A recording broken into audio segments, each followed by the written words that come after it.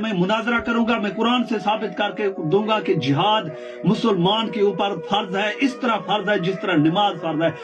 27 مرتبہ ہمارے نبی حضرت محمد مصطفیٰ صلی اللہ علیہ وسلم میدان میں دکھائی دیتے ہیں، 9 مرتبہ مذاکرات ہوتا ہے، 18 مرتبہ لڑائی ہوتا ہے۔ جب ہمارے آقا حضرت محمد مصطفیٰ صلی اللہ علیہ وسلم کی چہرے مبارک سے خون مبارک ٹپک رہا ہے اور دانت مبارک زخمی ہے، خون و خون ہے، داڑھی خون سے لت پت ہے، تو تم لوگ کیا جواب دے گو اللہ کی نبی کی کہ ہم تو بیویوں کو سجنے سورنے میں مصروف تھے، ہم تو فتویٰ لگانے پہ مصروف تھے، ہم تو مسلمانوں کو کہہ رہے تھے نماز پڑھو، ہم تو دین کی کام کر رہے۔ قرآن کیا حکم دیتا ہے، کون کون سی چیزیں، کون کون سی چیز فرض ہے، کون کون چیز یعنی سنت ہے۔ سب سے پہلا یہ واضح الفاظ، کوئی عالم، کوئی مفتی، کوئی بھی اگر میرے